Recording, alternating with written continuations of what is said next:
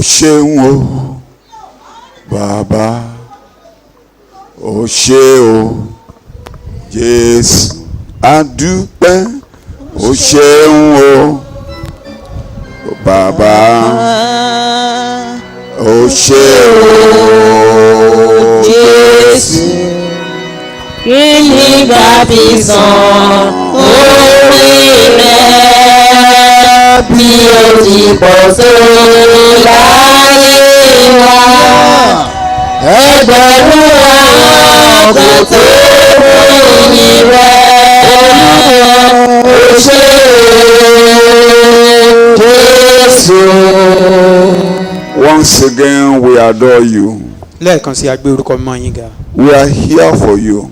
A wà níbí fún yín. We are not here for ourselves. A wà níbí fúnra wa. And thank you because we have seen you walking in our midst. A dúpẹ́ pé a rí yín pé ẹ rìn láàrin You wa. will do what you said you will do. Ohun tẹ̀yìn Ọlọ́run sọ pé ẹ ṣe. And nobody can block you. Kò sẹ́ni tó lè dín yín lọ́wọ́. Your purpose will come to pass. Ìpè yín á ṣẹ. In Jesus' name we pray. Orúkọ Jésù ni a gbàdúrà. My champion is right here. Who is my adversary? Olùdáǹdè mi wà níhìn yìí. Ta ni? Akíkanjú mi, akọni ẹlẹ́rù mi wà níbí. My champion Thank you very is much. here. My champion is here. Akíkanjú mi ń bẹ níbí.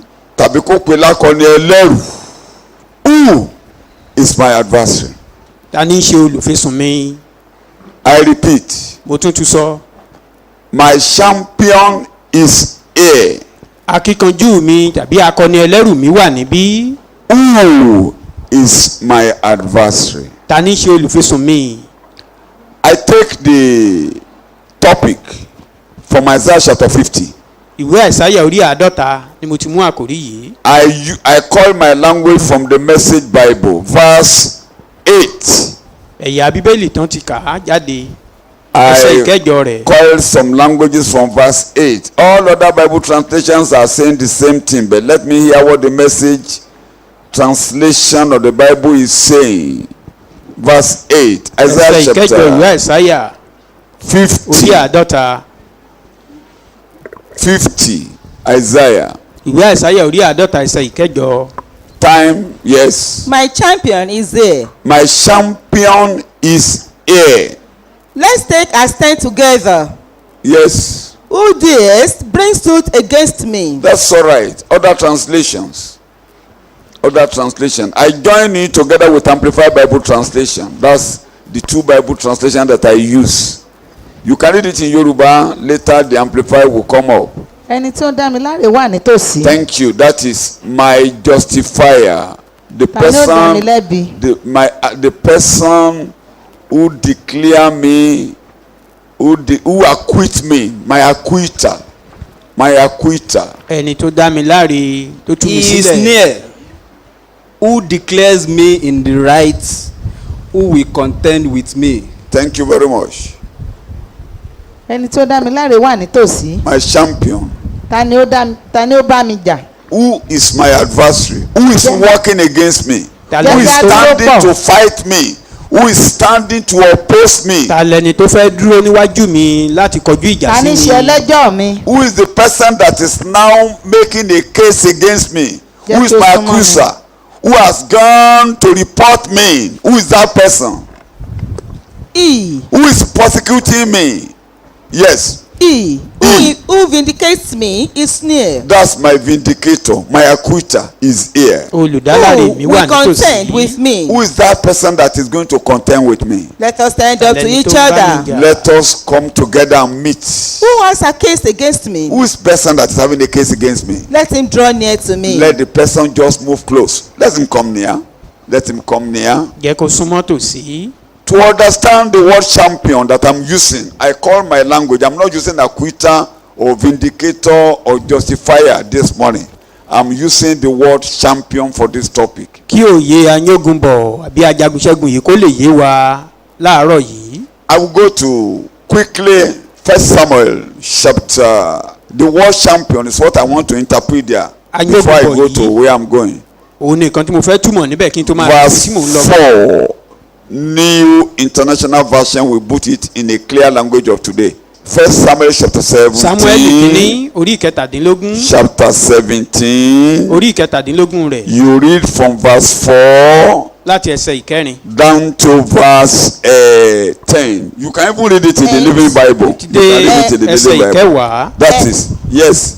And a champion went out of the camp of Understand, the Philistines. there was a problem. A champion came out of the camp of the Philistines. Named Goliath of Gath. The name of that champion that came out from the camp of the Philistines is called Goliath of Gath. Take it in your orúkọ ajagunṣẹ́gun yìí la pè ní Gòláyàtì ti Gáàtì. He had been fighting battles all his life and he had been winning. Gbogbo ayé rẹ̀ ló ti fi ń jagun ó sì ń ṣẹ́gun. What I want you to see there is that I want you to see a physical champion. Mo kàn fẹ́ kárí. To this morning I will deal with an unseen champion. Ajagunṣẹ́gun ẹni tá a fojú rí la rí níbí báyìí ṣùgbọ́n láàárọ̀ yìí tá a rí ni mo fẹ́ sọ̀rọ̀ lé lórí. No. See a physical one in this chapter. A rí ẹni ajagunṣẹ́gun tá a fojú rí nínú ibi tá à ń kà yìí. But my message is talking of an invisible champion that is standing beside you to fight your battles. Ṣùgbọ́n èyí tá a fẹ́ fẹnu kàn láàárọ̀ yìí ajagunṣẹ́gun ẹni tá a fojú rí tó dúró lẹ́gbẹ̀ẹ́ wa tó ń jagun wa òun kan la fẹ́ fẹnu kàn láàárọ̀. Physical champion, let us look at the physical champion. Ẹ jẹ́ ká wo èyí tá a fojú rí báyìí. How heavy he is. Bó ṣe lágbára tó. You are reading. Whose height was 6 cubits and a span almost 10 feet. Are you reading the New International Version? No. I want it in a modern language. A champion. A champion. Named Goliath. Named Goliath. Who was from Gath. Yes. Came out of the Philistines camp. Yes. He was over 9 feet tall. Over what? 9 feet tall. How many feet? Over 9 feet tall. Ó ga ju ìwọ̀n ẹsẹ̀ bàtà mẹ́sàn-án. I'm just, in those days when I still used to measure myself, I'm a tall man. I was 5'10". I don't know whether I'm above that now. Èmi gan tí mo máa ń wo ìwọ̀n mi nígbà yẹn lọ́hùn-ún mo máa ń wò pé mo The tallest ga. person in this church cannot be more than 6 feet. So add 3 feet to where I am now, 3 plus. Kẹ́ fi ìwọ̀n ẹsẹ̀ bàtà mẹ́fà kún bí mo ṣe ga ìwọ̀n ẹsẹ̀ bàtà mẹ́ta fún bí mo ṣe ga yìí. You know this ceiling is off. Ẹ rí i pé irú ẹni bẹ́ẹ̀ kò ní lè dúró lábẹ́ ibi tí mo wà yìí. Every other human being can still stay under this ceiling. Gbogbo ènìyàn ló sì lè dúró lábẹ́ ibi. So this ceiling is off already. So if I stand here, I will be nearing this ceiling. Ìyẹn túmọ̀ sí pé tí ẹnìyẹn gan bá wà ní ìsàlẹ̀ níbẹ̀ yẹn orí rẹ̀ á fẹ́ kan ibí. 9 feet above. Ẹsẹ̀ bàtà mẹ́sàn-án ó lé. You are reading. A champion named Goliath, who was from Gath, came out of the Philistine camp. He was over 9 feet tall. Yes. He had a bronze helmet on his head. A bronze helmet on his head. And more. The helmet, you know, helmet of this olokada.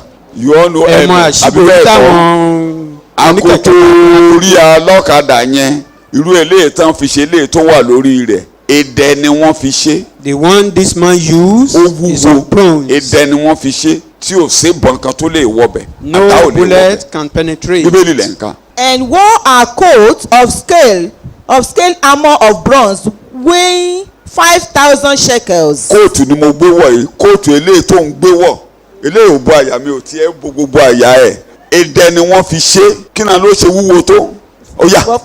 Weighing 5,000 shekels. sọ Yorùbá òyìnbó yẹn ti pọ̀ ju tèmi Living Bible mo ti gbélé ọ lọ́wọ́. ẹgbẹ̀rún. ẹgbẹ̀ẹ́dọ́gbọ̀n ṣẹ́kẹ́lì. Living Bible chapter 17 mo ti ṣí fún ọ ti pẹ́. 200 pounds coat of mail. 200 pounds ẹ mọ̀ bí yẹn ṣe tóbi tó n tó gbé wọ̀ èdè tó gbé wọ̀ kóòtù tó gbé sọ́rùn kóòtù eléyìí báyìí mo lè bọ́lẹ̀ kò wúwo lọ́rùn mi tó gbé wọ̀ tó bo láyà èdè ni wọ́n fi ṣe bíbélì lẹ̀ ń kà ó yá. 7 kilograms. wọ́n ẹgbọ́n lédè òde òní 57 what kilogram. ó lé ní àpò sìmẹ́ǹtì kan nǹkan tó gbé sọ́rùn. èló lápò sìmẹ́ǹtì kan. 50. n tó gbé wọ̀ yẹn ó wúwo ju àpò is heavier than the kóòtù bag of ọrùn rẹ̀ cement. ó wúwo ju àpò sìmẹ́ǹtì idẹ ni wọ́n fi ṣe tó gbé sọ́rùn that he was putting ẹni on. tó gbé yẹn wọ̀ òun Someone gan kí ló that ṣe took máa that rí one lábẹ́ ẹ̀ ṣé ẹ mọ̀ pé òun How gan gbé heavy would the wọn man àbí be? ẹni máa gbé àpò sìmẹ́ǹtì kò gbé wọn jà tí ò dẹ̀ nílò rárá mi ò lè gbé àpò For sìmẹ́ǹtì bẹ́ẹ̀ someone to put mi ò lè on dá gbé 57 kilogram of mi ò tiẹ̀ lè gbé mi ò lè bẹ̀rẹ̀ gbé àpò kan garment. I cannot even carry one bag mi ò of lè bẹ̀rẹ̀ cement. gbé I can't ọwọ́ mi carry ò rán ẹ̀yìn mi á bù so ẹni bá gbé àpò sìmẹ́ǹtì kan ní kóòtù ọrùn for rẹ̀ one to put on tó lé a tó 57 sòun ló ń wọ̀ kilogram tó of dẹ̀ ń sọ báyìí garment yà yà and he was working with kóòtù it tó wọ̀ bí tèmi tó mi lọ tó jẹ́ pé ó wúwo jàpò sìmẹ́ǹtì kan tó dẹ̀ rìn and tó he dẹ̀ was tó máa jà working and he want to fight. tí òṣèré mọ́dé òun gan wúwo It lọ́kùnrin means that man is heavy. àjànàkú ni kì í ṣe rú u omi yé mi bẹ́ẹ̀ ni mo fẹ́ kárí jagunjagun bó ṣe wúwo ni o I just want us to see Akíkanjú that man of ọkùnrin. Bíbélì là valor, ń the sọ. champion. On his legs, he wore bronze greaves, and a bronze javelin was slung on his back. tó gbé sẹ́sẹ̀ idẹ ni ẹ̀rùn bàtà ẹsẹ̀ rẹ̀ kíní ọkọ̀ ọwọ́ rẹ̀ idẹ torí ẹ̀ ṣe ṣóńṣó tẹ́ bá lọ síbi táwọn ọmọ skul ti ń ṣe house sport If you go to wọ́n máa ń where ṣeré kan students tán are pè ní doing javelin the orí ẹ̀ house ṣe sport, ṣóńṣó báyìí they normally throw a orí ẹ̀ ṣe ṣóńṣó particular báyìí tán arrow máa called ń javelin. irú tán fi ń jà látijọ́ nìyẹn that is the so ó type wà of lọ́wọ́ spear they ẹ̀ use ẹni in bá those fi kún days. rọrùn idẹ ni bíbélì ló ń kà His spear was as thick as lẹ́yìn the bar, javelin yẹn ó tún ní ọkọ̀ He has as the bar on a weaver's loom. tó dàbí ọ̀pá ahunṣọ ẹ̀yin As ọmọdé thick. ọmọ kan tó ń jọ ọ̀pá ahunṣọ àwọn ìyá wa ló ń hun kí ìjìpá látijọ́ kí ìjìpá yẹn ó ní kíní kan tán kì í bọ́ bẹ́ẹ̀ igi ọ̀kárẹ̀ apásáró bodò bẹ́ẹ̀ ẹ̀hẹ́n òun náà fi ń hunṣọ bẹ́ẹ̀ wọ́n á jù síbẹ̀. what the weavers they Yeah, use in yeah, those yeah. days. Láyé What Kíjìpá. the man of God is trying to explain. ó yá máa kà máa kà And its iron head weighed about 7 kilograms. iron what Iron orí ọ̀pá ọwọ́ rẹ̀ yẹn 7 kilogram ni orí ọ̀pá tó gbé lọ́wọ́ ó yá máa kà. a soldier walked in front of him carrying his shield. ó ní ó tún lẹ́nìkan tó tún gbé ohun tó máa fi alátagbà ẹnìyẹn ń lọ níwájú ẹ̀ tó bá ti lọ bẹ́ẹ̀ nìkan dúró níwájú ẹ̀ tó jẹ́ pé tó bá ta lọ́fà ẹnìyẹn ló máa gbé kíníyẹn tó máa gba ọfà yẹn. The armor bearer is moving in front of him. so ẹni tó máa ta ọfà yẹn ṣe mọ̀ pé wọ́n ti ró òun náà àbí bẹ́ẹ̀ kọ́ It means Torí ẹni máa that person gbèjà has been èèyàn. harmed Òun gan already. ti ró. Is fully harmed. so tọ́fà bá ń bọ̀ kò lè wọ́ra ẹ̀. If there is any arrow, ló it tó máa cannot gbé ọfà penetrate. kọ́fà tó bá ń bọ̀ kò lè bá ṣùgbọ́n ọfà ọ̀tọ̀lọ́hún bá o. But eventually the arrow of God bó hit ṣe him. wúwo tó yẹn náà ló ṣe wó tó. As he was gbogbo ọ̀tá tó heavy, dìde so sí ọ also ó máa wó láàárọ̀ yìí. rise against you will fall down. ó This sì man, kádẹ́sẹ̀ kẹwàá. No, sir. ó yá Goliath stood and shouted at the Israelites, "What are you doing there? Line up for battle." bẹ́ẹ̀ ló dúró ewo la ń ṣe eré madé lẹ́rù kan wá ṣe níbí ni ó yá jẹ́ ká bọ́ from sójú here for ìjà. side play. Let's I fight. am a Philistine, ó yá Philistine ni mí you slaves of Saul. ẹ̀yin ẹrú Sọ́ọ̀lù ní gbogbo yín Choose one of your men to ẹ̀yọ fight me. ẹnìkan tó bá lè bá mi jà ní kó bọ́ síbí. If he wins and kills me, mo wá akíkanjú kan láàrin yín we will be Looking for a your champion slaves. among bó ṣe dúró nìyẹn tẹ́nìyẹn bá ti jáde síbi tó bá ti pa mí gbogbo àwọn aráàlú mi á dẹrú yín. If that person But can kill if me, I he will win become and your kill slave. him, tí mo bá ti pa If I you kill will him, be our slaves. gbogbo yín dẹrú màmá kó yín lọ pátápátá. Here and now, I challenge someone to lọ́wọ́lọ́wọ́ fight báyìí me. mo ṣe dúró yìí báyìí mo fèjà lọ ogun yín kẹ́ ẹ mú ẹnìkan jáde kó jáde sí mi. I dare you to pick someone to fight me. ẹni bá ọ̀yà kíákíá mo ní kọ́ ẹ bọ́ ta kẹ́ mẹ́nìkan wá. abẹ́ gbọ́ bẹ́ẹ̀ yẹn akíkanjú ni. that is a champion. mi ò tiẹ̀ ní túmọ̀ ẹ̀ lọ síbi tí ó yẹ kí n túmọ̀ ẹ̀ lọ I will not Gbogbo tẹ even gbẹlẹ kọ́nà máa lórí give kọ. it interpretation to any level. o nǹkan tí bẹ́sù ṣe ń boast nìyẹn látijọ́ tó ti ṣí adé orí ènìyàn. That was how Satan normally boasts since the day he removed the crown. ṣé bẹ́ẹ̀ nìyẹn ọlọ́run lágbára You yín. call yourself people of God. èmi ni ọba adé aládé ayé yìí. I am the prince of this world. mi ló máa ṣàkóso ọmọ ènìyàn. I will rule human beings. tí ẹnìkan bá jáde nínú ènìyàn. If anyone should Tó come bá lè out dojú among ìjà kọ mí, men tó bá that can borí go mi. against me and overcome me, máa dẹrù yín àti gbogbo I àwọn will ẹ̀mí become your àwọn slave. tẹ́lẹ̀ mi àdẹrù yín. every other ṣùgbọ́n tó bá ti angel. borí wa ẹ máa kó yín sí lọ láéláé. then òun ló jẹ́ kí Jésù òun ló jẹ́ kó Ọlọ́run rán ènìyàn. That was why God sent man. Ta ni Ọlọ́run rán? He didn't send angel. Ta ni mo ló rán? He sent man. Ọlọ́run rán áńgẹ́lì tó bá jẹ́ áńgẹ́lì ló kọ́ God didn't send á ní Ọlọ́run angel. á ní wọ́n da lọ́wọ́ iná ọmọ ènìyàn tó ṣí adé orí ẹ̀ tó ń halẹ̀ mọ́ yẹn òun ló máa dojú ìjà kọ́ ẹrù ló máa kú ọmọ lẹ̀ gbogbo tó ró mára yẹn nǹkan tí ò jọjú ni màá fi bá tiẹ̀ jẹ́. I will use what is not tí ò ṣe é value in the first command to destroy everything. jáde sí. If you see when David eventually came Dáfídì ò ní out, kóòtù. he didn't have any armor. Kódà wọ́n gbé kóòtù fún olóò lè He was wọ́. given one, but he Mo rejected ní kò it. lè ṣe. Olóò lo eléyìí. Said, I've never used this one Ọ̀pá before. darandaran ló mú lọ́wọ́ kí ni mo gbé. A star. Mo ló mú lọ́wọ́. Ó wá mú àpò òkò rọ́bà ó kó àpò tó máa fi ń pẹ́ jẹran. And then a small Torí mo lọ bag. sóko díẹ̀ kékeré kò kàn pọ̀ ni. I stay Lọ in the sóko díẹ̀ farm kékeré a kò pọ̀ a little máa ń bit. ní rọ́bà tá a máa ń mú dání. We use sling or Àdè máa catapult. ń kó àwọn òkúta sínú àpò rọ́bà yẹn. And we put stones So into that little bag. ọ̀kẹ́rẹ́ or ẹyẹ even our nǹkan pocket. kan. Ó tẹ̀lé Squirrel, pé mi ò mọ̀ dog. àgbà ọjọ́ tí mo kọ́kọ́ ta rọ́bà báyìí. Ìka No, I don't know how to ìka bí ìlú use kò this kọ́kọ́ thing. bà. Ìka yẹn lọ́ràn lọ́jọ́ yẹn kí n tún ẹ̀ṣẹ̀ wàá máa kọ́ bọ́n ṣe ń ta rọ́bà ìka bí. So kí mo mú jáde What ọ̀pá are we trying to bring rọ́bà. out here? Just ordinary Ọmọ tó stuff. dẹ̀ jáde kò jù And the tún boy ta. that came out just Kí mo ní kò ṣe kò jù kún ta. young boy. Ọmọ tó jáde sí. Yéé jáde gẹ́gẹ́ bí ẹni tí wọ́n ro. He came out as someone that has been Champion ni mo fẹ́ kẹ́kà ń bẹ̀ yẹn. So champion ti wá. our own Kì í ṣe champion. wọ̀n tí wọ́n tí ò í ṣe yọ̀. Is not Kí ni mo wí àwẹ̀? not that fully armed Mo fẹ́ ká wò physically. láàárọ̀ yìí. Ẹ ti rí ìtumọ̀ champion bẹ́ẹ̀ ni. You know the meaning of Ẹ champion dẹ̀ ti rí now. pé ogun wà láyé. You know there are Ẹni battles in tí this champion world. tí mo kà yìí Anyone that tó is jẹ́ champion àpẹẹrẹ just read, which is a tó typical bá ti example of borí Satan. nínú ilé wọn. He Gbogbo ẹbí overcame in any wọn dẹ̀ house. wéṣ. All the member of the family Champion tí mo fẹ́ bá yín become sọ̀rọ̀ ẹ̀ láàárọ̀ the yìí. champion we want to talk about this morning. Ìdílé tó bá ti borí. Any family that is Gbogbo ẹrú gbogbo ará ilé yẹn la máa tẹ̀lé That is èṣù bá overcame. lójoojúmọ́. all those family will become a ruler So of ẹ̀yin tó ń Satan gbọ́ mi láàárọ̀ yìí.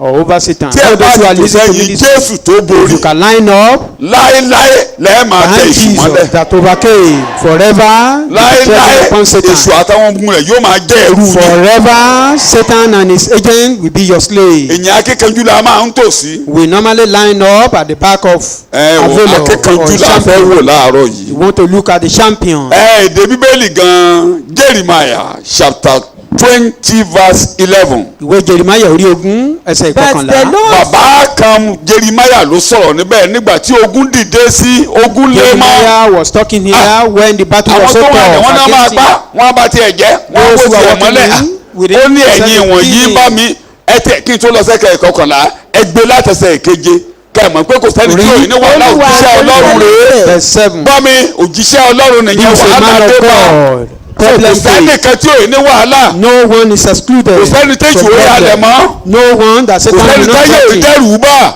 Everybody is Gbogbo under èèyàn the ló ní threatening of the ìkẹrù world. níwájú rẹ̀. We have something that are threatening. So pé for us. gbígbà ọ́ kì í ṣe nǹkan tó tún. That you are afraid or you have been threatened is not new. Pé oníṣòro kì í tiẹ̀ ò ṣàkọ́kọ́. You have problem, yours is not fair. Ìgbà mi yóò mọ bó ṣe máa ṣe kì í At times you may ṣàkọ́kọ́. not know how you come out of it. Òjíṣẹ́ It's Ọlọ́run not the ńlá fair. ara àwọn òjíṣẹ́ Ọlọ́run ńlá ní Bíbélì ni mo fẹ́ lò. This is one of great Ẹbí ní men ẹsẹ̀ of kejì. God in the But Bible. Jeremiah said, Yes. O Lord, Jeremiah wí pé O Lord, Olúwa you have persuaded and deceived me, pé ṣe ló kàn tàn mí jẹ. and I was ọmọ díẹ̀. persuaded. Ó ti mi ṣe wàásù gbogbo bó ṣe rán àwọn tó ń rán sí. God Kọ́ni had been sending him Kọ́ni. to his people, omi but gbé to no omi jábọ́ avail. omi gbé omi jábọ́. He was struggling to no avail. Àwọn tó dẹ̀ tó ń rán sí ọ̀ngàn yàtọ̀ sí pé iṣẹ́ yẹn kò ní èso ń bẹ̀ lójú ara rẹ̀ ní o. Even Àwọn yẹn tó though fẹ́ he pa sent him wọ́n tó fẹ́ pa. though he thought his work was not, is So not. pé nǹkan le kódà ó lójú rẹ̀ ó lè dàbẹ́ ni pọ́lọ́run ò ṣiṣẹ́. There are things as Ṣé o ṣàkọ́kọ́? before you it may look as if God Bẹ́sẹ̀ is ló not kàn wá working. ṣọ́ọ̀ṣì ṣá. That you are coming to church in vain. Bẹ́sẹ̀ ló kàn ń gbàdúrà ṣá. That you are praying in Bóyá vain. àárọ̀ ọ̀kan mọ́kàn sọ pé léṣù ni ọ́ ló ṣe wá. Even for people not to say you are devilish, Tọ́ba that's wá why bẹ́ẹ̀ you wá come dé to rẹ̀. church. Ó ti padà sẹ́yìn ọ̀dẹ̀ If I fẹ́ didn't kú kó come o dé padà. today, they will say I'm Bẹ́ẹ̀ tó kò kàn yí backslided. ọmọ ó ti sún ọ. You don't even Gbogbo understand. bá a ṣe ń gbàdúrà látàárọ̀ ẹ̀ bá a ṣe ń yọ̀ yẹn. Ó As you are kàn praying, lúgọ. rejoicing since Títí ló morning, dìde gan kán má sọ you are only pé looking at láàrin us. ẹgbẹ́ kí ló dé tí ẹni yóò You dìde. only stood up Inú for rẹ̀ ò people dùn. Inú rẹ̀ ò dùn. you are not happy. Inú rẹ̀ ò dùn. You are not happy. Yàtọ̀ sí pé mi máa sọ wọ gan mọ̀ ìpẹ́nu rẹ̀ ò dùn pé Apart from the láyọ̀. fact that Holy Spirit spoke to us, Ó kàn you dúró know you are not bí happy. láàrin wa. You just stood there. Bàbá Jeremáyà náà rí bẹ́ẹ̀. It happens to this prophet Ìyáde Jeremiah. lọ ó lọ bọ́ lọ́hùn. He went to God. Ó ní bàbá He said, Father, ẹ lọ tàn mí. you only deceived me. Mo wá ó wá sọ mí di oníyẹ̀yẹ́. You make me a useless man. Láti àárọ̀ mi bí mo ṣe ń kéde ó kàn sọ mí di oníyẹ̀yẹ́. Gbogbo ayé ló ń fi mí People are now ridiculing mélòó ló ti fi ọ́ ṣe yẹ̀yẹ́ me. bẹ́ẹ̀. How many people have ridiculed you Ẹ̀rọ ń fi now? ọ́ ṣe yẹ̀yẹ́ gan-an Making jest of ọ̀pọ̀lọpọ̀ you. wọn ò sọ lójú ẹ. Even majority of those who are making jest of Èyí náà ti ń you, they tó didn't tọ́. say it in your presence. They are only saying Ẹ̀yin it at díẹ̀ the báyìí back. ni wọ́n sọ lójú ẹ̀ tí wọ́n bú sójú yín. Only few among máa bá us mi here sọ̀rọ̀ that o. people confront Jọ́sìn ní you. ṣọ́ọ̀ṣì rẹ kí ló mú bá wọn bẹ́ẹ̀. Don't talk to me. Èèyàn mélòó ni wọ́n ti Since you ṣe be bẹ́ẹ̀? going to your church, what have Ìlú you? máa ń rò pé wọ́n sọ bẹ́ẹ̀ hàn tí wí bẹ́ẹ̀ lójú rẹ̀ gan. You only imagine it. You've never confront you Ẹ̀yin díẹ̀ ni. face to face. Only few Ó have dàbí ọmọ experienced mi kan that. Just nígbà like tí one a of my wà sons lọ́dọ̀ ọmọ mi when we were kan still sí young. nígbà tó wà lọ́dọ̀. When he Wọ́n was, ní wọ́n rò pé ó ti pẹ́ kó tó gbéyàwó kó gbéyàwó. he was delayed in marriage. Yèyé rẹ̀ gan-an ló lórí ogun. Even his mother was Sáré mo pèlè the lórí ogun. chief. Yèyé rẹ̀ wá pé gbogbo enemy. àwọn àbúrò ẹ̀ tó wà nílé àwọn àbúrò ẹ̀ pọ̀ ilé Because wọn tóbi gan ilé his ńlá ni. sibling or her Ó wá gba àwọn siblings. wẹ́wẹ́ tó wà nínú ilé He rẹ̀. called all the young ones at Tí mi ò home. ní dárúkọ ẹ̀. I will not Àwọn mention tó him. mọ̀ mí tó mọ̀ pọ́ mọ̀ mí ni. Those Wọ́n á ti who mẹ́ni know tó sọ̀rọ̀ ẹ̀. Tó bá ti know pè yín rán him. níṣẹ́ ẹ sọ fún pé kó lọ bí tiẹ̀. Anytime he sent you an errand, tell her to go and have his own child or her own child. Màmá ti jàjàjàjàjàjà. The woman Arábìnrin has tried to know her Màmá ti way. gẹ́gẹ́ kò And rán. the woman, Ó wá the ní kí ni mo máa sister, ṣe fún o. didn't bother. Ok màá ní káwọn ọmọ wẹ́wẹ́ fi ṣe ẹ̀yẹ. And the mother now concluded that he will arrange the young ones to make jest of Àwọn ọmọdé her. kọ́kọ́ ń bẹ̀rù wọ́n ń ṣe. Wọ́n máa Those young dodge. ones, Wọ́n máa dodge. Initially, they Ẹ̀wọ̀ were afraid. ọmọ gbé wọ́n ní ká lọ bí ti yín I'm náà. calling you. Eventually, they came up with the word, go and have your own child. Ara àti sọ bẹ́ẹ̀ sí ọ. No one has ever told you that. Ẹ ṣe pé ó má rí pé ẹ̀rọ ọmọ bí o. It's not that she has married. No Ara child. ní ẹ pé ojókòó lé wa lásán ẹjọ́ wo ló máa She mọ́kọ wá. was delayed in marriage. Ìyẹn ọmọ ẹ ti jáde bẹ́ẹ̀ o ti jáde ìwé o bímọ ọfọmọ sún ọ o. Èyìngbẹ́ ìyá ọ̀hún ló wá ń forí balẹ̀ nínú ṣọ́ọ̀ṣì ibi tó wà yẹn. Àti bàbá gbogbo àwọn àbúrò tó ń bíbu nígbà pé kó lọ bí tiẹ̀ gbogbo wọn pátápátá ló tòṣì yín All those who ìgbàgbọ́. are abusing her then, they are now lying Gbogbo wọn up pátá. at her back. Mo fẹ́ má mọ̀ kan nú ilé yẹn tí ò tún ṣe yẹn náà gbàgbọ́. All of them are now following Pátápátá ni her wọ́n in tó ṣe lẹ́yìn faith. ṣùgbọ́n la bí tiẹ̀ ó dẹ̀ ń fara àdá And ó ń fa yọ̀ she ṣe. endured. So He was tiẹ̀ ò doing ṣàkọ́kọ́ pé wọ́n ń bú ẹ. Yours is not the first that they Ohun tí abuse ò you. ní lónìí ó máa tún pọ̀ jù lọ́la. What you don't have Ó máa tún today ṣẹ́kù will be lọ́la. have surplusity tomorrow. Máa ka Bélì. You are stronger than I am, and you have prevailed. I am a laughing stock all the day. Ó ní mo dé ní yẹ̀yẹ́ máa ka. Everyone mocks me. Oníkálukú ló fi mí ṣẹlẹ́yà. For whenever I speak, I must cry out and complain. I shout, violence and destruction, for the word of the Lord has become to me a reproach, Náà ka. and a derision, and has brought insult all day long. If I say, I will not make mention of the Lord, or speak anymore or in his name. Ó débì kan tó lóun ní wàásù mọ́. It got to a point he said Àtẹ̀jẹ́ he will fẹ́ never jáde preach wàásù ọmọ again. ìyá ẹ̀ nìyẹn ọmọ ìyá Jeremáyà ni. All those who are saying they will, you will not, that you are saying you will not go out for evangelism again. Pèsè ló rẹ̀ yín You kò will rẹ̀ deny yín. that you are tired. Ó sún ẹni It's ò not fẹ́ that you are wàásù tired. mọ́ It's kó only rẹ̀ you are ò fẹ́ weary. wàásù You don't òtútọ́ want ni. to. You don't want to go out for Ẹlòmíì á evangelism lóun lọ again. bìkan ó lọ bìkan Some kan. people will say I travel. Inú or go ọkàn ẹni somewhere. wàhálà wà bí You Jeremáyà have yìí. problem right in your mind like this man or Máa ka prophet. Bíbélì. In my mind and heart, it is as if there were a burning fire. ọ̀rọ̀ yẹn ń jólúkù ṣùgbọ́n kò fẹ́ sọ. Shut ọ̀rọ̀ up yẹn in wà my lúkù. bones. ìgbà mi ò bá débi mi gan ẹ̀kọ́ á máa gbóná lúkù ẹ. There are tábà tó times sọ bẹ́ẹ̀ ṣáà tó you will be gbàgbọ́. inspired, but you'll be afraid ẹ̀yin tó bá ń that ṣe you will not dáadáa ẹ mọ̀ accept your fún ẹ̀ka word. ẹ̀ ti sọ̀rọ̀ ẹ̀ ní sọ. ṣùgbọ́n ẹ̀kọ́ á máa rú lọ́kàn yín á máa fẹ̀ ṣùgbọ́n ẹ̀ ní You will sọ. be inspired at times. ara ilé Jeremiah ni You yín. decided not to.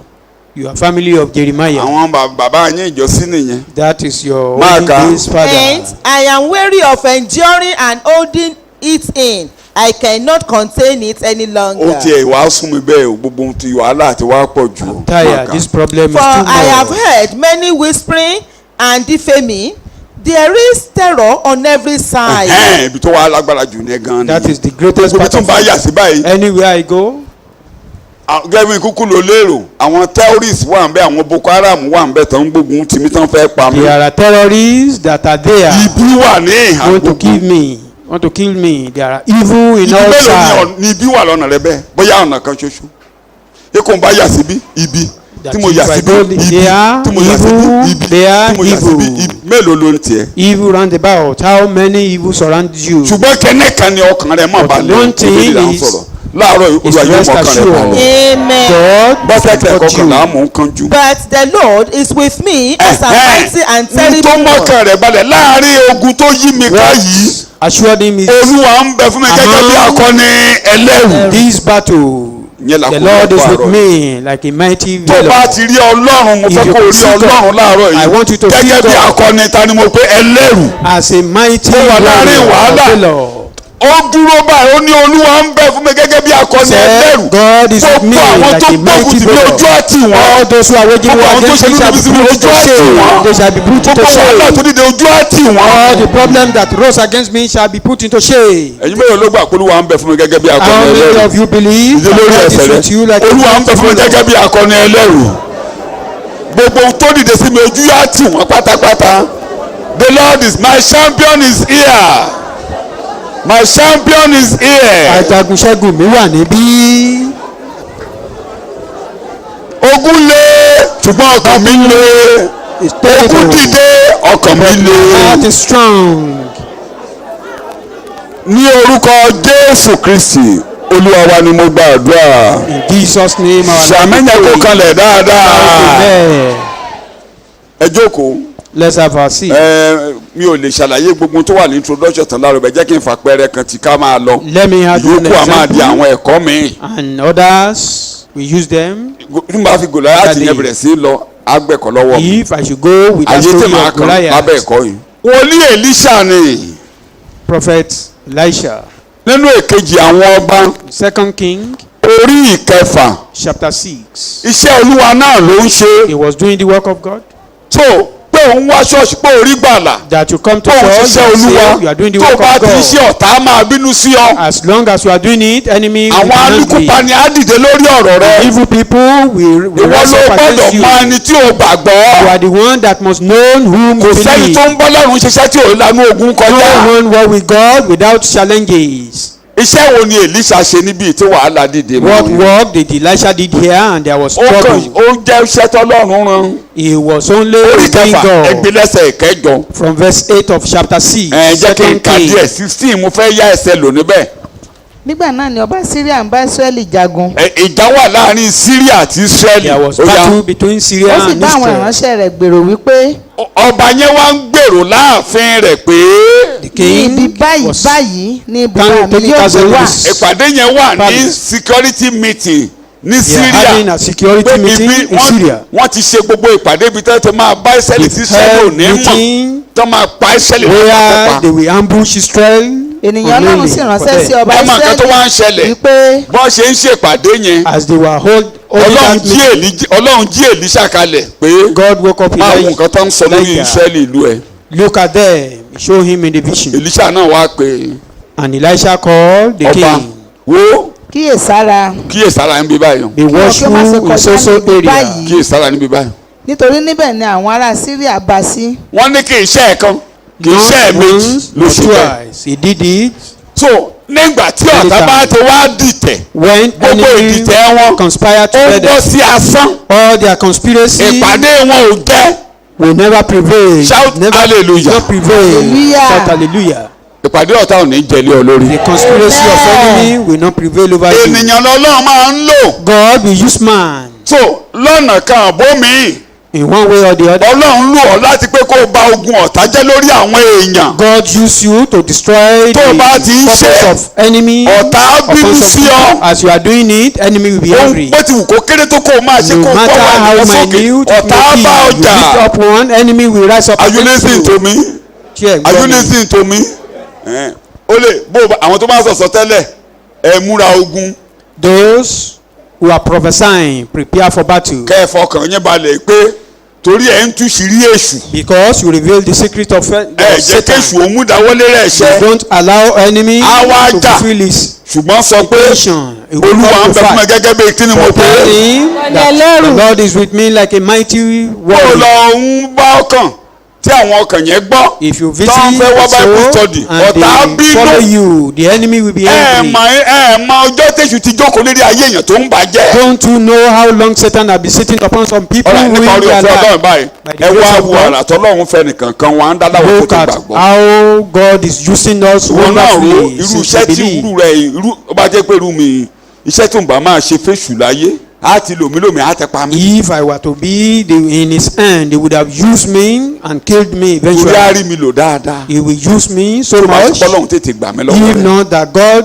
eventually hijacked ṣé me ẹ from mọ̀ pé me. ẹ rò pé inú ọlọ́run lè dùn sáwọn tọ́lọ́run lò fún mi yẹn àbí inú èṣù lè dùn sáwọn Do tọ́lọ́run you lò fún mi. think Satan will be happy to those who God used for me? bẹ́ẹ̀ náà ni Like inú èṣù ò lè dùn sẹ́yìn tọ́lọ́run ń lò láti ran àwọn èèyàn lọ́wọ́. Satan will not be happy to you people that God are using. ọ̀rọ̀ ṣọ́ọ̀ṣì ń sún mi o to help others. kò sí tí mo ṣe o. I don't know what I did. I don't know what I do for ó ti ní kẹ́ni ní them. má jẹ oníkèṣù má jẹ lórí ayé èèyàn kan. You are preventing enemy àbọ̀ ò sọ bẹ́ẹ̀ again over a Dámi ló kó o sọ particular bẹ́ẹ̀. man. Or don't you say that? lọ́nà You kìíní are nínú saying ilé rẹ̀ gan even in your family. o fẹ́ kéṣù lù ọ́n ọmọ rẹ. You hinder wọ́n ti ní kẹ́ni ní má Satan jẹ over your children. ẹnìkan fẹ́ jẹun lórí ọmọ rẹ oníkọ́ má jẹ Someone want to feed on your children. oníní You hinder kẹ́ni ní má him. jẹ And you are saying you didn't do oníkàdì ní that. pébi sùn oníkèṣù pébi sùn. You suffer lórí ọmọ Satan mi to èṣù go apébi in sùn hunger over my children. lórí ìdílé mi Enemy èṣù ò ní suffer jẹ hunger. níbẹ̀. ilé ìdílé mi ò sì ní jẹ́ ń bẹ̀. Satan will not prevail over my family. wáyé náà nìkan ni wọ́n jẹ ọ̀nìkan ní pébi And you are sùn. saying you didn't prevent anyone from eating or taking his food. mo ń bẹ lọ́hún tún bá ti ń jí I'm begging lójoojúmọ́ God daily kọ́lọ́hún rí mi lò kí mi lè dí that èṣù God dáná. should use me to silence mo ń jí gbàdá àràrọ̀ Satan. bá ti ń jí jáde pé each lónìí day. ràn mí I lọ́wọ́ kí pray n or bá ṣe help èṣù Father pray. jẹ́ Help me to destroy gbogbo the work tẹ̀sù of bá fẹ́ ṣe enemy. níbi kan má jẹ́ Or kéde what- rẹ̀ ṣẹ́. That whatever plan Leave he me alone. has Leave me anywhere, alone. use me to Kí mi destroy gbàgbé his lẹ́nu rẹ̀. work, to take food from him. ẹnìkan ló sọ fún mi Someone told me, ẹni yẹn ó ní pásítọ̀ said, ó ní Pastor, ìjà kan lòun lè jà láyé I can only ó ní kò sí fight ẹ̀yìn ẹ̀ṣẹ̀ tó ń tó one- nítumọ̀ ṣùgbọ́n ẹni bá fẹ́ One person. gbàjẹ́ lẹ́nu anyone that want to take my job ó lẹ́sẹ̀ tí ò ní daríjì ló ṣẹ̀ wọ́n is unforgiven sin before me. tó fẹ́ kóun jíjẹrẹ kóun má jẹun You want to take away my job. kó wá rántí pé Now oníkéṣù remember, má jẹ You olùgbé lórí àwọn prevent àdùn Satan from eating Oh. or having his mo feet léṣù ò ní full. jẹ nínú ilé mi I said Satan èṣù ò ní jẹ lórí àwọn ọmọ mi Satan will not win èṣù ò ní jẹ over lórí my ìyá mi children. Will not èṣù ò win ní over jẹ my lórí àbúrò mother. mi Will not win over èṣù ò ní jẹ my lórí bàbá mi my sibling. ládùúgbò tí my mo ń gbé father. yìí èṣù ò ní rí jíjẹ jẹ níbẹ̀ mọ́ In my environment, Èṣù ò ní rí Satan jíjẹ will ńbẹ̀ not mọ́. win. gbogbo ohun tẹ̀sù fẹ́ ṣe ní nàìjíríà kò ní All rí the ṣe realm mọ́ of Satan over kò ní rí this ṣe mọ́ nation olúwa wà á rí mi lò will not come to pass. Wà á rí God mi will lò. use me. You will use láti me bà iṣẹ́ èṣù jẹ́ you to destroy the work of bàjẹ́ lẹ́nu enemy. èṣù To destroy the work of devil. ọmọ mi ò ń ṣe oúnjẹ èṣù My mother is not a food àwọn for ọmọ mi ò ń ṣe Satan. oúnjẹ èṣù My children are not food for àwọn ọmọ mi Satan. ò ń ṣe oúnjẹ èṣù My children are not food àwọn for àbúrò Satan. mi ò ń ṣe oúnjẹ èṣù My God, my siblings Àwọn are not ẹ̀gbọ́n mi ò ń food ṣe for oúnjẹ èṣù. Satan. My brothers are not food for àwọn Satan. alábàágbé mi ò ń ṣe oúnjẹ èṣù My co-tenant are not èṣù ò food ní for jẹ Satan. lára wọn Satan will not win over there. ní orúkọ jésù kristi olúwa wa ni mo gba In àdúrà. Jesus' name, our Lord, we pray. ọba yẹn wá dìde à The king now rose up. He said, àkókò ní jẹ́ kéka gbogbo ẹ̀ time will not ó permit wá ní me. ta lọ lọ̀tẹ̀ tó wà nù gbogbo wa ń bì ní security Who is the rebel ẹnìkan wá ń among dáhùn us kó sọ here? lọ́tẹ̀ And someone said that ó ní ẹnìkan wà Èlíṣà lórúkọ rẹ̀. said there was a man ó ní called bó Elisha. yàgbẹ́ ní yàrá ẹ̀. Even if you pass Á a tú àṣírí. in your room, he will reveal the secret. bó o sọ̀rọ̀ lórúkọ ẹ̀ láàrin àwọn aya rẹ̀ Èlíṣà máa gbọ́ ohun tó sọ ní Even yàrá. whatever you do in your room, Elisha will heard you. ó níbo ló ń gbé. And he asked for his dwelling wọ́n ló ń place. gbé Dọ́tánì. And they said his dwelling ó wá place. kó ọmọ ogun jọ kán lọ He mú kán gathered pa. army to take him and kill him. Èlíjà àtọmọ kékeré kan tí ò tí ì ka bíbélì púpọ̀. Elisha was with Èlíṣà disciples. wọ́n wà ń bẹ̀. They were ní there. ogun yẹn dé wọ́n pọ̀ And the kẹ̀kẹ́ ogun battle was àtẹlẹ́sẹ̀. so many with Elisha chariots wò and wọ́n. horses. Elisha was looking at them. ngbà tá ń bọ̀ lókèrè ó ń wò While they wọ́n. were coming, he was looking at them. ó ń wò wọ́n báyìí. ọmọ ẹ̀ ní yéé bàbá mi. And his disciples ó said, ṣe "My ṣe?" father, what shall we do?" He said, Verse "Be 16. quiet." Òun sì dáhùn wípé, òun dáhùn wípé má bẹ̀rù má bẹ̀rù. Fear torí àwọn not. tí ó wà pẹ̀lú wa àwọn tí ó wà pẹ̀lú wa ju àwọn tí ó wà pẹ̀lú wọn ó lọ. ju ogun tó ń bọ̀ They yìí. that with them. sọ bẹ́ẹ̀ ẹni tó wà pẹ̀lú wa ó ju ogun tó wà níta. He that is with me, Hey! outside enemy. Olúwa ń bẹ fún mi gẹ́gẹ́ bí akọni ẹlẹ́rù The nìyẹn. Lord is with My me. champion like a is mighty here. valor. Amen. Amen. Mi ò fẹ́ kó o sùn dídé lórí ẹsẹ̀ I rẹ̀. don't want you to sleep. ó Rise ju up on your gbogbo feet. ogun tó dìde sí mi You lọ. are greater than all ó battles ju lọ that ó is ju lọ before me. You ó are ju greater than wàhálà yìí lọ. that. You are greater ó than ju this ìṣòro problem. yìí lọ. You are greater than this ó ju challenge. lọ ó ju bẹ́ẹ̀ lọ Greater bàbá. than this problem. ó ju bẹ́ẹ̀ lọ bàbá. Greater than that, oh ó ju God. gbogbo ogun tó dìde You sí are mi lọ. greater than all these ó battles. ju bẹ́ẹ̀ lọ. Greater than them. ní orúkọ Jésù Kristi Olúwa wa ni mo gba àdúrà. In Jesus' name, our Lord, we pray. jẹ́ ká mi yẹn kanlẹ̀ dáadáa. Amen. jókòó Sit down. jẹ́ kí n kàn parí ìtàn jẹ́ kí n tó máa lọ sí àkòrí tí mo fẹ́ lò láàárọ̀ yìí nínú àkòrí márùn-ún ẹ̀kan mo fẹ́ lò ń bẹ láàárọ̀ yìí. I just want to use ẹ mọ̀ tó wá ṣẹlẹ̀ topic. Èlíṣà wá níwẹ̀ Elisha jẹ́ kí mi said, fi hàn án pé "Let me show you Olúwa ń bẹ fún mi gẹ́gẹ́ that bí God akọni. is with us like a mighty warrior." nígbà tí gbogbo wọn wá bá ṣe ń bọ̀ lọ́nà tí gbogbo As they were àtolórí ogun coming. àti gbogbo wọn And the captain and every kó one of them, jà kó tabọ́n He kó did ṣépè shoot gun, tó bọ̀ yọ lómi did It's another person they àti báwo kí shouting. sẹ́kọ̀ọ́ náà pamọ́ o They be ẹ cursing. ní ìdí èpè you don't need to cause. Olúwa mo kàn bẹ̀ ọ́ lẹ́bẹ̀ẹ́ kan He said, "God, I beseech you, ẹ̀mí ìfọwọ́tálẹ̀ kó balẹ̀ gbogbo ogun ọ̀tá let this spirit of groping ẹ̀mí come upon ìfọwọ́tálẹ̀ them. kó balẹ̀ gbogbo ogun ọ̀tá tó Let ń bọ̀ the spirit of groping sọ come upon bẹ́ẹ̀ ẹ̀mí them. ìfọwọ́tálẹ̀ kó balẹ̀ gbogbo ogun Let the ọ̀tá spirit of groping come upon all ẹ̀mí my ìfọwọ́tálẹ̀ enemies. kó balẹ̀ gbogbo ogun The ọ̀tá spirit of groping, let it gbogbo come ogun upon tó ń wá my mi enemy. ẹ̀mí ìfọwọ́tálẹ̀ kó bà wọ́n. Enemy that is after my life, let the spirit of groping come upon them. ní orúkọ Jésù ni mo gba àdúrà. In Jesus' name we pray. sáàmì yẹn kan lẹ̀ dáadáa. Say amen. àwọn á sì dé o. When they eventually came, ọ̀nlàjú bẹ́ẹ̀ hàn rìnà. they opened their eyes but cannot see. kí mo ní wọ́n ṣe. àwọn adọ́dọ̀ ẹ̀ They got to him ẹ pẹ̀lẹ́ o èwo ló ṣe yín and he bí. welcomed them. What is your problem? à ń wá nìkan tó ń jẹ́ wòlíì Èlíṣà ni. We are looking for someone Elisha ló wà called níwájú wọn. Elisha, and Elisha was in their presence. àti dé Dọ́tánì wọ́n débẹ̀. The tàbí ń prophet wá Dothan. wọ́n ní wòlíì Èlíṣà ni. Whom are you looking for? We are looking for ọ̀dà màá ràn Elisha. yín lọ́wọ́. ẹ Okay, I máa will help you. Just follow me. màá mú yín débi tí Èlíṣà ń gbé. I will take you to where Elisha dwells. na mẹ́tẹ̀lé. And they follow him sùgọ́ dogmatically. sùgọ́ gbogbo ogun ọ̀tá ayé rẹ̀ yóò wó lẹ́ẹ̀pátá. All the party of enemy in your Wọ́n á life tẹ́dún arinlẹ̀. will collapse. Amen. ó kó wọn léyìn báyìí. He took them. ṣé mọ̀ pé ìjà wà láàrin Ísírẹ́lì àti know, Síríà. There was battle ṣé mọ̀ between pé Israel and torú Syria. tó fi fẹ́ wá pa Èlíṣà torí kò fẹ́ jẹ́ kí ṣẹ́gun Ísírẹ́lì. Elisha was preventing Syria from overcoming gbogbo Israel. ogun wọn And báyìí that's wá why kí they wọ́n now pa come with Èlíṣà. their all and army. so gbogbo ogun tó ń kó bọ̀ báyìí All their army. Èlíṣà wá kó wọn lọ sí àárín ìgboro Ísírẹ́lì Elisha took them ó kó to wọn the lọ city. sílé ọba He took them to the palace. gbòmò ló kó wọn lọ. He took them wọ́n to the rọrùn àbọ̀ palace. rọrùn. You know they are now in trouble.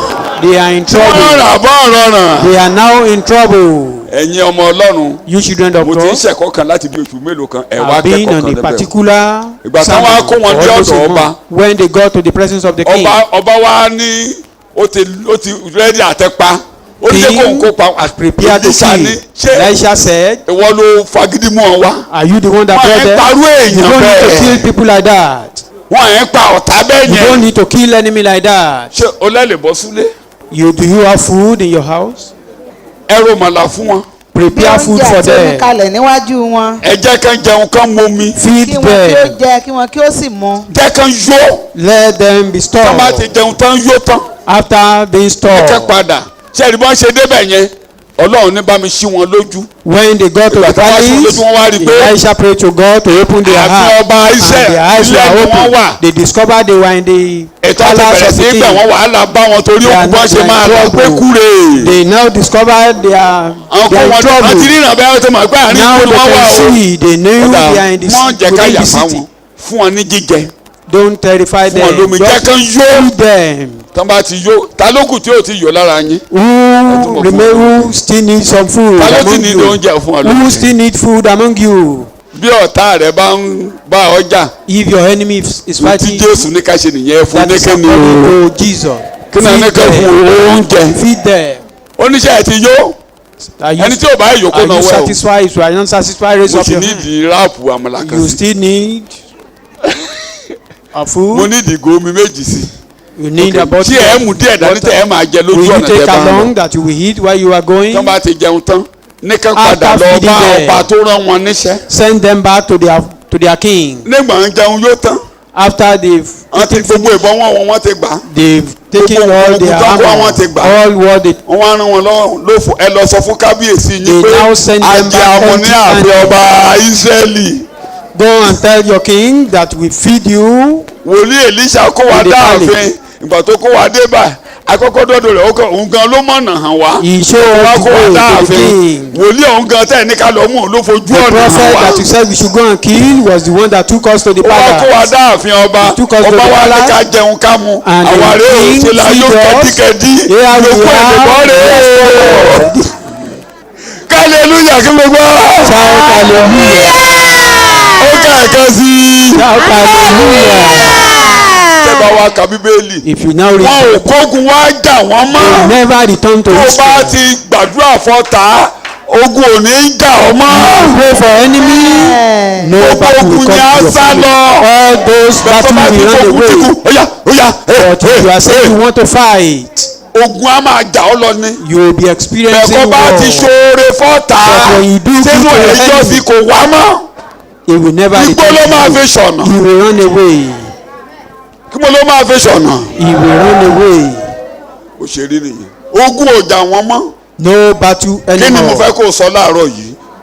What do I want you to say now? ìfọwọ́tálẹ̀ kó máa bá gbogbo ọ̀tá tó ń bá mi jà. Let the spirit of groping come upon my enemy. ní orúkọ Jésù ni mo gba àdúrà. In Jesus' name we pray. Olúwa ń bẹ fún mi gẹ́gẹ́ bí kí ni mo pé The Lord is with me like a mighty warrior. ẹ jọ̀ọ́ ṣé ẹni tó wà pẹ̀lú Èlíṣà ṣé kò jù wọ́n lọ. The person that is with oníṣẹ́ kò Elisha jù is wọ́n even lọ. greater than ìwọ them. ni mò ń bá sọ̀rọ̀. I'm talking to ẹni tó you. dúró tì ọ́ nínú ìrìn àjò. The person that is ogun tó standing by you dìde. in the journey is greater than the sọ́lẹ̀ battle mi you are ti pé confronting. Olúwa ojú ogun yìí lọ sẹ́. Tell yourself that Ojú you wàhálà are yìí lọ. greater than this problem. ojú wàhálà yìí lọ. You are greater than my ojú problem. wàhálà yìí lọ. You are greater than my ojú ogun calamity. yìí lọ. You are ojú greater wàhálà than yìí this lọ. battle. ní orúkọ Jésù Kristi Olúwa wa ni a gba àdúrà. In Jesus' name kókó I tí mo wá fẹ́ pray. lò láàárọ̀ The yìí point I want to use this morning, tún bá lè parí ẹ̀. if I'm able to torí ó jù bẹ́ẹ̀ lọ. because it's greater tó wọ́n than ń bẹ that. fún ọ gẹ́gẹ́ bí akọni God ẹlẹ́rù. is with you like a mighty You will warrior. reverse your shame and your cruel beatings from the adversary. Gbogbo ìtìjú rẹ àti ìgbókùtì látọ̀dọ̀ ọjà láti ọ̀dọ̀ ọ̀tá lílù yóò tí dá ọ̀tá gbogbo lù padà ọ́ sẹ́yìn. Olúwa yóò yí padà sí rere fún ọ. God will turn all those things to good or better gbogbo for ohun you. tó kò tìjú bá ọ All lónìí those things that is bringing Yóò shame mú ayọ̀ bá upon ọ. you will bring about joy.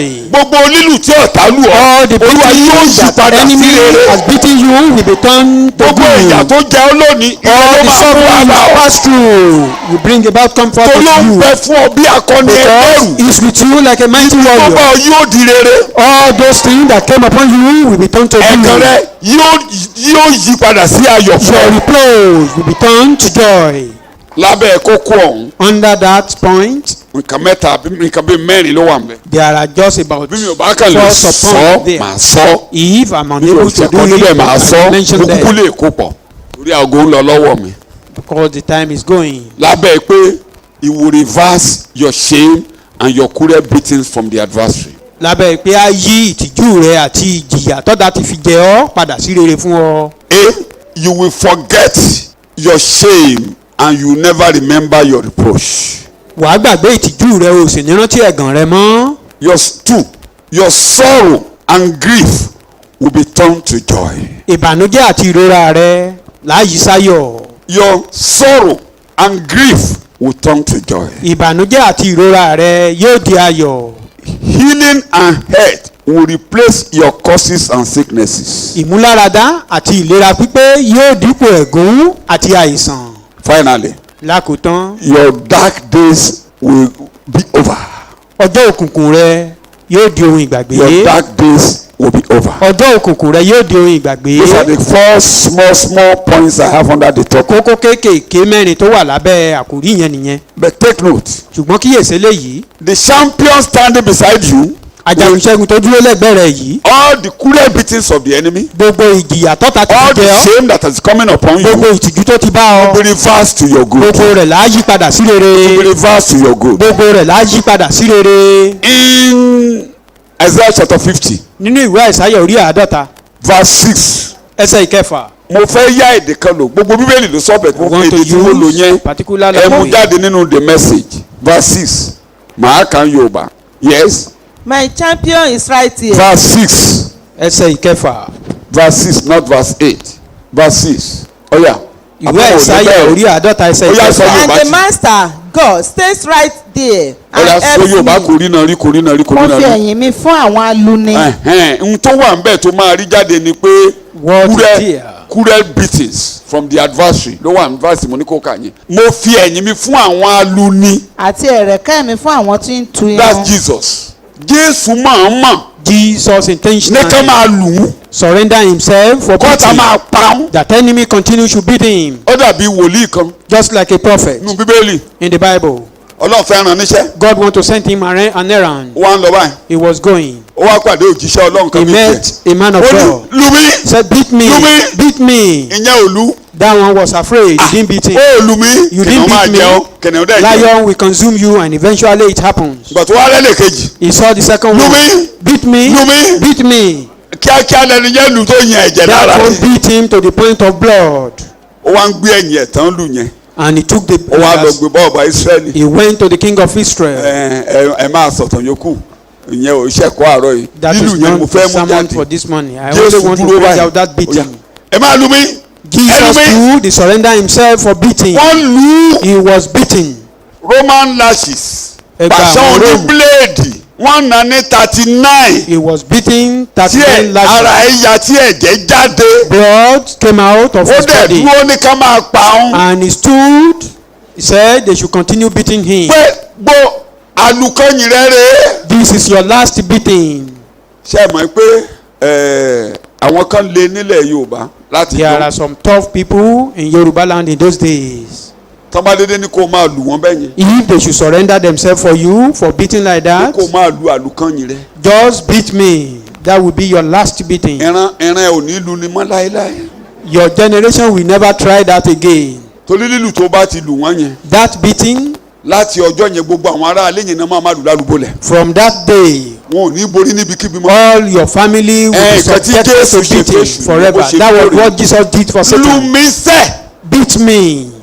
lù mí o Just beat tó me. bá lù mí If you don't beat me, màá ràn ọ́ lọ́wọ́ gan kó lù mí I will even help you to beat me. ìwọ nìkan kọ́ ló máa lù mí You gbogbo are ará not alẹ́ ẹ̀ ló the máa lù only mí one. Even all your family member will do. ará alẹ́ ẹ̀ tí ò bá wá All your family bàbá wa member that lù mí refuse to come, ọlọ́run bí ìgbà tí they are in trouble. jéhùn ní òun fẹ́ bọ̀rìṣà Like when Jehu ẹ said bá he mi want ké to tí gbogbo worship àwọn ìlú Baal, ìbáàlì jọ he commanded all the prophets of Gbogbo wọn Baal kúnlé. to come together.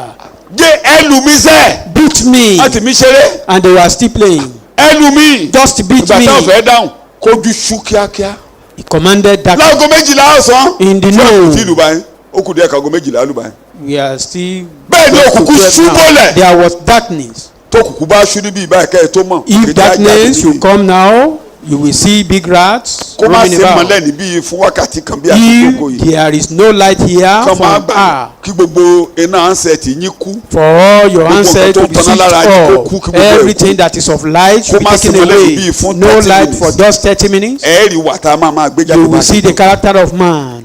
bí a ṣe jókòó yìí As we are sitting here, lẹ́yìn wákàtí kan after an hour, ẹ̀ẹ́rì wà èṣù. you see devilish character. ṣé bá a ṣe jókòó yìí la ṣe máa jókòó. Do you think we can sit here gbogbo as bí we are sitting ìṣòkò kò here mọ́rì iná rẹ ni tó for jókòó you tì not ọ́ to see the person beside you, kò mọ́rì iná rẹ là ọ́ for you not to see your kó ní path, kálukú jókòó bá a ṣe jókòó kò ṣàná èèyàn lẹ́ o ẹ̀ ń just for sọ̀rọ̀ you to know ń that someone is by Ń your gbó. side. lẹ́yìn wákàtí kan After ẹ an máa hour, rí ìwà burúkú tó máa You will jáde see ẹlòmíì àtọ̀ síbi different tó wà ní. character. Some will even urinate Ẹjọ́ where ṣé you mo sit. purọ́? Am I lying? ẹni tí tọ̀ ọgbọ́n tí ò rí náà jáde kí ló máa Someone ṣe that ẹjọ́ want to urinate and there's no way.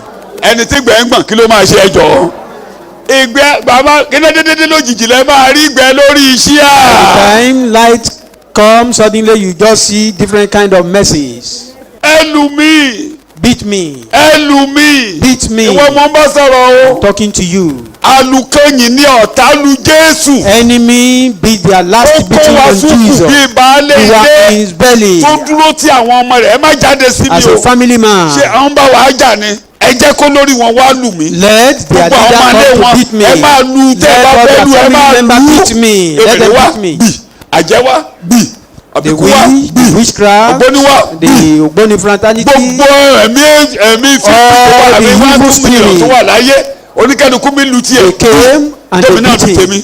jẹ́mi náà lu tèmi Let me be at jẹ́mi my náà lu own. tèmi, Let me have my jẹ́mi own náà lu chance. tèmi. Let me do my own. yáyáyá ta ló kù tí ò tí ì lù Who mí remains?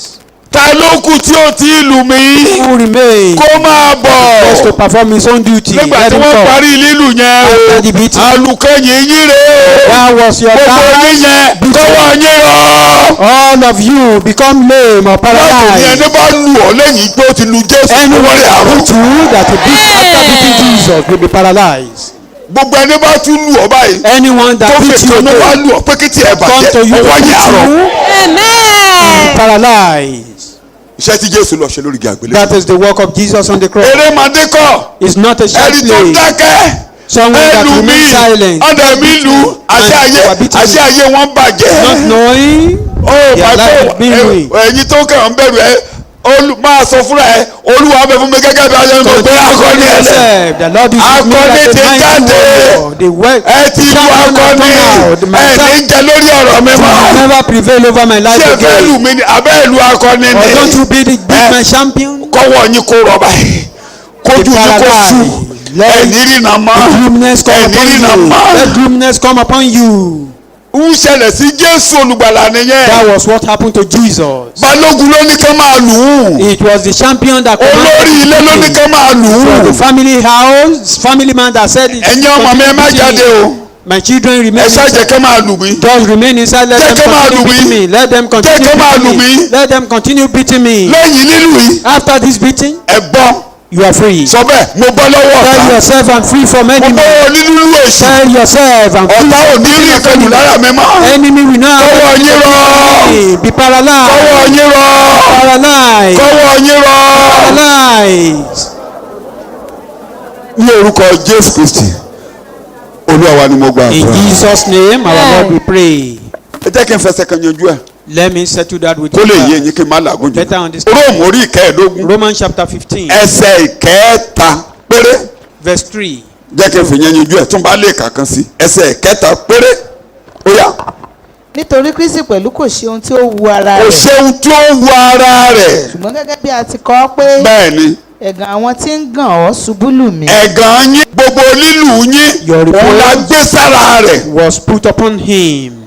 ẹ̀gàn àwọn tó ń gàn ọ́ ìdá fi ọ́ ṣe yẹ̀yẹ́ yẹn jẹ́ kí ṣe yẹ̀yẹ́ wọn pátápátá Let them make it gbogbo part ètò of you. kùtọ̀ tó ń jẹ lórí ayé rẹ̀ ire ló máa já sí. All the wrong thing doing over your life will be tẹ́ bá wá fẹ́ come kó to yé you. yín If you want to understand that lẹ́kùnrẹ́rẹ́ tẹ́ bá fully, bọ́ sí Àìsáyà 53 you read Isaiah chapter 53. ẹ̀ẹ́rì ní ẹsẹ̀ kẹta sí You see ìkarùn-ún from verse 3 to 5. ẹ̀ẹ́rì dáadáa níbẹ̀ We see ẹ jẹ́ ká lo clearly. Amplified Bible Translation yẹn kí n kàn kà díẹ̀ nú ẹ̀ ẹ má jẹ́ n kánjú jù bí tá a bá dé náà ní àkókò Isaiah lọ 53 àlọ́ verse sí 3 to lóyìnbó 5. kẹ́kọ̀ọ́ yé wa là ń ṣe ẹsẹ̀ kẹta ìkẹrin ìkarùn-ún ìwé Àìsáyà 5:3. He was despised and rejected akọọ́lẹ̀ a ò ní kọ́ ọ́lẹ̀ mọ́. You will not be amen rejected anymore. a ti and ṣẹlẹ́yà forsaken. òpin tán fi ọ́ ṣẹlẹ́yà ti dé ó ti The tó bẹ́ẹ̀. end Amen. despised. He was despised and rejected and forsaken by men. gbogbo èèyàn kọ́ ọ́lẹ̀ ojú ere ló máa rí látòní lọ. Amen. Favor henceforth. A man of sorrows and pains. ó ní ìbànújẹ́ ó ní ìrora ó ní mọ ìbànújẹ́ Amen. ìrora ẹ̀ dópin lónìí Amen. àrùn ẹ̀ dópin lónìí Amen. wàhálà ẹ̀ dópin lónìí Amen. gbogbo ohun tí ayé fi sí ọ lára yóò pòórá dà ọwọ́ ayé lára ẹ̀ kó jáde lórúkọ ìlú Jésù ọwọ́ ayé kó jáde kúrò lára mi ọwọ́ ayé jáde kúrò lára mi lórúkọ Jésù jáde kúrò lára mi ẹ̀sìn ìlú Jésù gbogbo ọwọ́ ayé lórí àwọn ọkàn wọ̀nyí jáde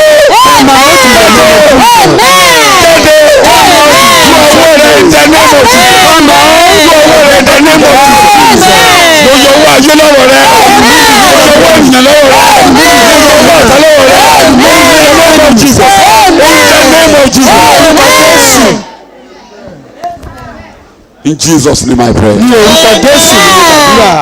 n tó ṣẹlẹ̀ lórí igi àgbélébùú mọ́ sọ That fún was mi. what happened on the cross. tó ṣẹlẹ̀ ni mo sọ fún ẹ.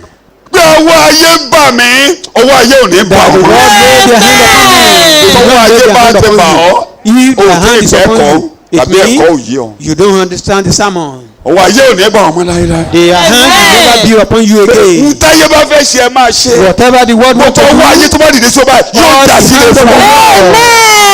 it resulted into good for you. so kí n mú díẹ̀ díẹ̀ bí tún bá lè mú dé. Let me take it little by little. mo lóò gbàgbé ìtìjú. You forget o ní your rántí shame. ẹ̀gàn rẹ mọ́. Your ìwé Àìsáyà 54 kí n fi túmọ̀ ẹ̀. Isaiah kí n fi túmọ̀ ẹ̀. ìwé Àìsáyà 54 ẹsẹ̀ 54 ìkẹrin verse 4. Yorùbáláìsì. má bẹ̀rù má bẹ̀rù nítorí ojú kì yóò tì ọ́. wí bẹ́ẹ̀ fúnra rẹ ojú ò ní tì mí mọ́. I will never be put into shame. bẹ́ẹ̀ ló Ọlọ́run ní kí n sọ bẹ́ẹ̀ fún ẹ ojú ò ní God tì said I ọ́ should mọ́. tell you that you will never be put into Máa kà. shame. bẹ́ẹ̀ ni kí o má ṣe dààmú má dààmú Don't be nítorí a kì confounded. yóò dojú tì ọ́. má sá kiri mọ́. Stop running about. ọkàn mi sì mi máa já ìyá mọ́. Alágbára ńlá ló mú mi borí o. ọ̀sẹ̀ champion. Àwọn wá sí olóòrùn ṣẹ́gun àìní ìsàlẹ̀. Mo ní aṣẹ́gun lórí agbára òṣì. sọ bẹ́ẹ̀. Ilẹ̀ ni yóò ti máa wọ́ títí láéláé. Torí Jésù ló ṣẹ́gun fún mi. má sá kiri mọ́. Stop running helter-skelter. your champion is around. Ajagunṣẹ́gun rẹ̀ wà nítòsí. ó gbàgbé ìtìjú ìgbà ìwé rẹ. You forget shame of your gbogbo youth. tó ti kó tìjú bọ̀ láti kékeré ó gbàgbé Thinking rẹ̀. about shame upon you. gbogbo ìyà tó ti ń jẹ ọ́ bọ̀ láti kékeré ó Suffering gbàgbé you rẹ̀. are passing through from your ire ló youth. máa já sí fún ọ. It will come ò ní rántí ìtìjú ìgbà ìwé rẹ mọ́. Remember no more the shame of your youth. parí ẹsẹ̀ bíbélì ló ń kà. ìwọ gbàgbé ìtìjú ìgbà èwe rẹ. pátápátá gbogbo ẹ̀gàn tó ti lé yín wá. All reproach Gbogbo that tó dé emanate bọ̀ from your family, yóò all that dé upon ìtàn. you will become a history. 41 Isaiah verse 10. Ìwé Àìsáyà orí kọkànlélógójì. jẹ́ n kí ọ láyà díẹ̀ Ẹsẹ̀ bíbélì ń ìkẹwàá. sọ̀rọ̀. àṣeparí ìwọ má Jésù. bẹ̀rù má bẹ̀rù o. nítorí mo wà pẹ̀lú rẹ. my champion is sọ́bẹ̀ my champion is here. wúlẹ̀. Ajagunṣẹ́gun mi wà lọ́dọ̀ mi. my champion is olúwa ń bẹ fún mi gẹ́gẹ́ bí ìta ni mo gbé. ọkọ mi Lord is ìwọ má bẹ̀rù o. mighty warrior. Don't be afraid. akóyà bàbá wà lẹ́yìn mi. My nítorí èmi ni father ọlọ́run rẹ. is you with are my me. champion. nǹkan tí Jeremiah fi borí nìyẹn. That was ó lákọni ẹlẹ́rù wà ń bí. of Jeremiah that the mighty valor ẹ is máa here. pariwo. Continue akọni shouting. ẹlẹ́rù wà lẹ́yìn mi. My mighty warrior is here. ká bíbélì òun yé mi. Fear not, yes. for there's nothing to fear, nothing to fear for there. I am with you. nothing to fear. Do not look around you in terror. Don't go around looking for help where there is no help. má máa wá ìrànlọ́wọ́ kiri You are reading the Bible. And be dismayed. Don't be dismayed. For I am your God. I am your má jẹ́ champion. kẹ́rù kó bà I ọ́ will ìdílé strengthen ọlọ́run. and adding you to difficulties. Yes, Yes, I will help you. I will help you. So Yes, I will hold you up. so I will help you. pé màá ràn ọ́ lọ́wọ́. Olúwa wà á ràn mí lọ́wọ́. you will help me. Olúwa wà á ràn mí lọ́wọ́. Lord, you will help me. Wà á ràn mí lọ́wọ́. You will help me. Dájúdájú wà á ràn mí lọ́wọ́. Surely you will help me. Á ràn mí You will lọ́wọ́. help me. Akọni ẹlẹ́rù ń bẹ á ràn mí lọ́wọ́. Mighty warrior, Á you ràn mí will lọ́wọ́. help me. You will help me. Á ràn mí lọ́wọ́. You will help me. O lè dáadáa mi. You can't O lè leave me dáadáa alone. mi. You can't leave O me lè alone. dá ọ̀rọ̀ yìí dá mi bàbá. can't leave me O lè dáadáa mi o. O lè fi mí lẹ̀ nínú rẹ̀ o bàbá. And this issue. Wà á ràn mí lọ́wọ́. Help me. O lè dá mi dá o bàbá mi ò lè dá gbé. I cannot bear it. Wà á ràn mí lọ́wọ́. Me.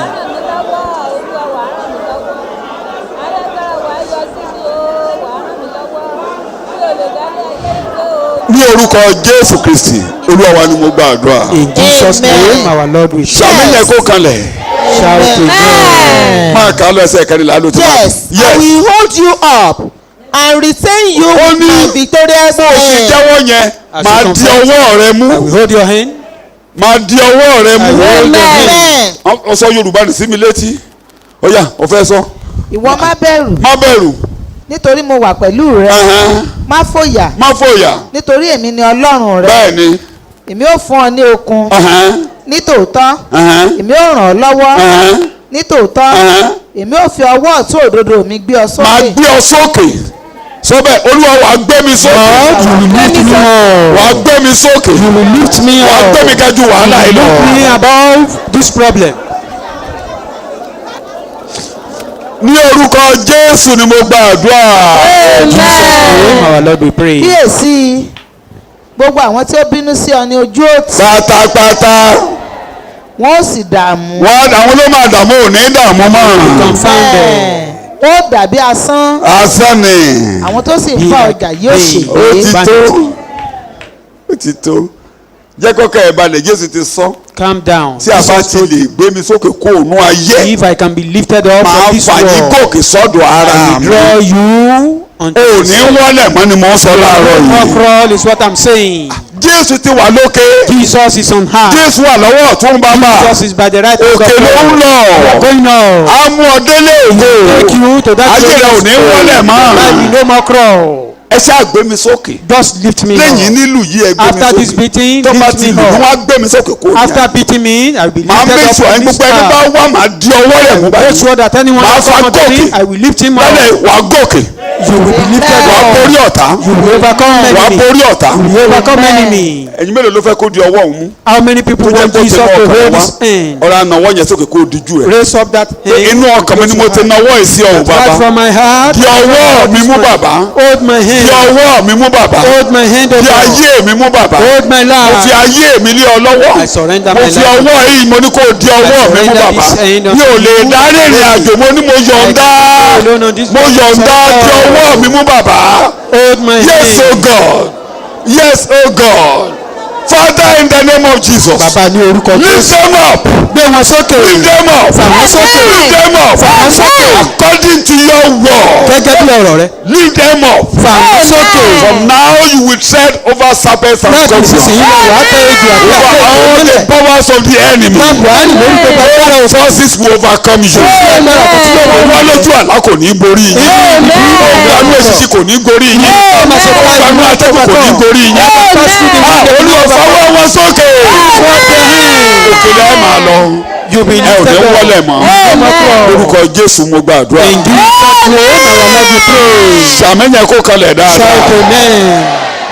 Sàmìyàn kó kalẹ̀ dáadáa. Sàmìyàn kó kalẹ̀ dáadáa. Ó dà jẹ́ kí n sọ bẹ́ẹ̀. Let me put it this way. Ìbànújẹ́ rẹ̀ á pààrọ̀ láàrin. Your sorrow will disappear this morning. ago ìbànújẹ́ ń bẹ lọ́wọ́ gbogbo ènìyàn The báyìí. cup of sorrow is in ago everyone's ìbànújẹ́ hand. yẹn Jésù ní ẹ mú wá. Jesus said, ẹ mú wá give it to me. ẹ mú wá Give it to màmá me. máa mú I will drink èmi it. ni arọ́pò màá mú I will ẹgbẹ́lẹ́ substitute. ago ìwárí ìyọwọ́ yín dà ẹgbẹ́ wá Isaiah chapter 51 Ìwé verse Àìsáyà orí 22 23 24 ẹgbẹ́ wá ago ẹkún ago ìbànújẹ́ ago ìrora ẹgbẹ́ wá mo máa bá yín mú mo máa mú dípò yẹn ò ní mú mọ́ ẹ ò ní mú mọ́. You will no more drink it. báwo ni olúwa rẹ Jèhófà wí bẹ́ẹ̀ni àti ọlọ́run rẹ tí ń gbèjà ènìyàn rẹ̀. bẹ́ẹ̀ni ẹni tó ń gbèjà ni á gbèjà rẹ láàárọ̀ yìí. He that fight for you. kíyèsí èmi ti gba ago ìwárìrì kúrò lọ́wọ́ rẹ. wọ́n ṣe pé ẹ̀jẹ̀ fẹ́ gbà Know wọ́n that ti he gbà is lọ́wọ́ not rẹ. away. gẹ̀dẹ̀gẹ̀dẹ̀ nígbà tó ń lù mí tí mo lọ sórí igi àgbélébù tí mo mú yẹn mo gbà lọ́wọ́ rẹ. When I was máa kà á. beaten, gẹ̀dẹ̀gẹ̀dẹ̀ ago I took òru it náà from mi. you. gbogbo ohun tó ń mú mi bínú all that is making me to be furious Yes. against you, ìwọ kì yóò sì mú ò wọn. ní mú mọ́ you will no more drink it. lórí ẹsẹ̀ rẹ. Rise up on your sọ feet. bẹ́ẹ̀ ó ti gbà á. You have taken it. mi ò ní mọ ìkorò I mọ́ will no more know mi ò ní mọ ìbànújẹ́ I mọ́ will not know sorrow mi anymore. ò ní mú mọ́ I will no more drink. ọlọ́run ò ní bá mi jà mọ́ God will no more ò ní fight me. dojú ìjà kọ mí mọ́ I will no more wage mi ò war ní against mú me. mọ́ I will not drink it mi ò ní again. mọ ìbànújẹ́ I mọ́ will not know mi ò sorrow. ní mú ìkorò mọ́ I will not take. mi ò ní mú ìkorò mọ́ láyé I will no more take bitterness. ó ti kéré ó ti gbére Bye in the bye. name of Jesus Ní orúkọ in Jésù. the name of Ní Jesus orúkọ Jésù. in the name of Jesus Ní orúkọ ní Jésù. orúkọ Jésù ni mo gba àdúrà In Jesus' name our Lord we pray. Sàmì dáadáa. Shout amen.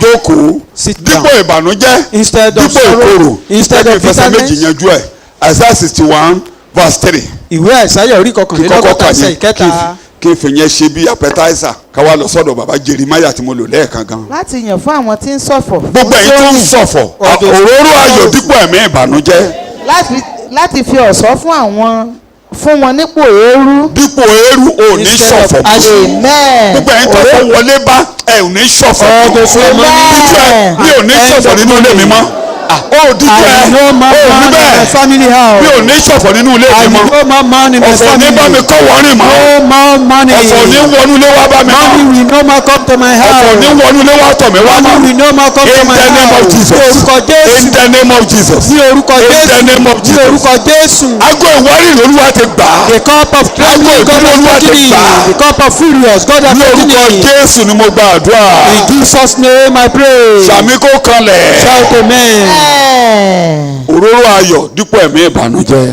amen. baba Oil of Jeremiah joy instead of 33 kí sorrow. baba wí ntọ́ àmà rínú Jeremiah lẹ̀ mo chapter fẹ́ ká 33. yìí ntọ́ àmà rínú lẹ̀ mo fẹ́ ká yìí What will you see in Jeremiah your family? 33:11 chapter 33 verse 11 ohun ayọ̀. kí la máa bọ́ nù lẹ́rẹ̀ o ohun ayọ̀. ìwọ ló jákè ká tán ìwọ ló máa sọ Àti ohun inú tó o dídùn. bá láìkí ẹ̀ If you dínú don't ẹ̀ like it, don't profess it. jákè ká màá Let them máa read. pé Then ẹni bá I will- láìkí á pé ohun ayọ̀ ohun ayọ̀.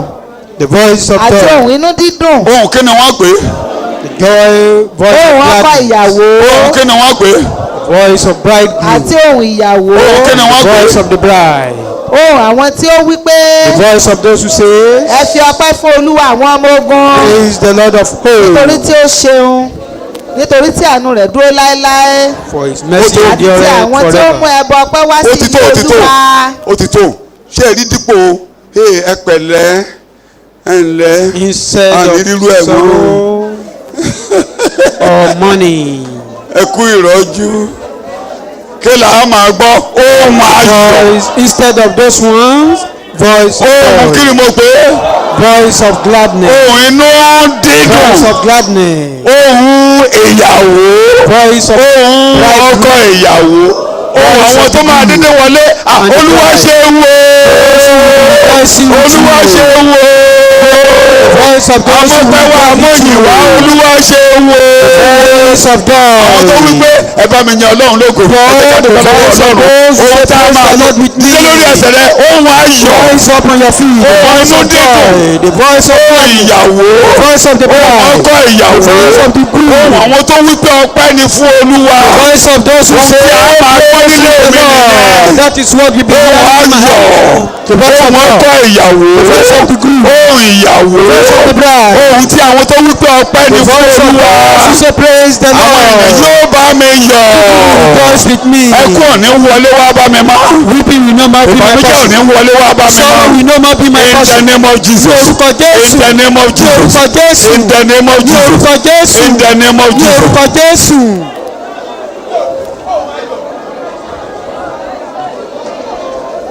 Ní orúkọ Jésù Kristi.